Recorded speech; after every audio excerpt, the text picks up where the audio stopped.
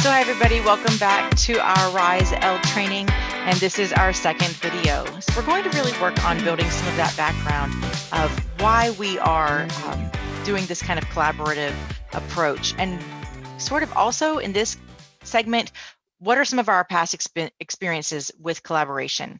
So I'd like you each as your partner pairs, kind of separately, individually, but in the same space, hopefully, find a piece of paper and make a T-chart. So pause this video at any step that you need to make sure you have the materials together.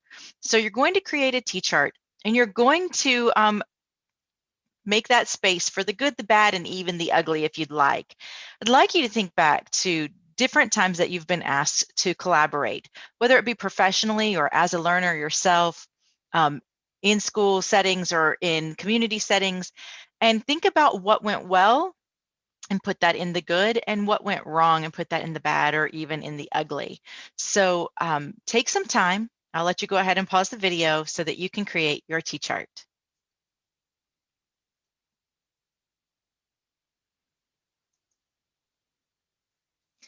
All right, so now that you have your list of positive and negative collaborative experiences, consider what made those experiences successful or not.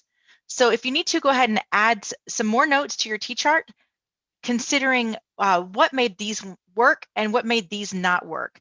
So brainstorm, you can actually talk about some things out loud together if you'd like, and then add to your list.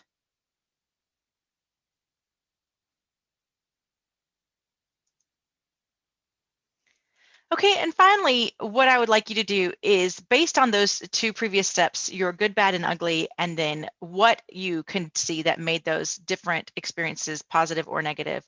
Now I'd like you to make a list of collaborative qualities that you're willing to work for. We know that this kind of collaboration does not always come easy to us. So I'm asking you, what is worth the effort to produce and nurture within this professional collaboration? So for example, one thing I know about myself is that collaboration is my default. I've always said, or I've often said, that my most difficult student any given year is my teacher, and my best professional development any given year is the collaboration that I've had with colleagues who are also with me in the trenches doing the work. So collaboration is my default, and I frequently ask myself, how can I add value to your project?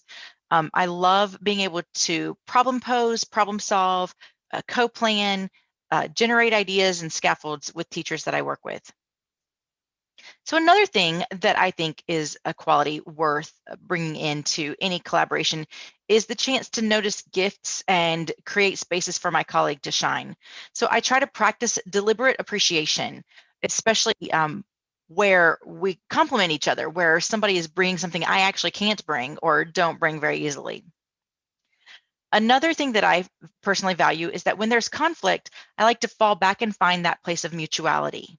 In this case, if we kind of fall back on that WIDA Essential Action 15, where we're sharing responsibility, these are collectively our learners, and we want to help them gain the content and language that they need for success, then that's a really good place of mutuality. And finally, a thing I'm willing to do in any collaboration is to name my needs and have open communication, which includes listening to someone else's named needs, and sometimes even asking, what do you need from me in this situation or in this moment? So pause and take a moment to jot down some lists of collaborative qualities you're willing to work for. Use mine as an example. You don't have to agree with me or own mine. Those are just mine.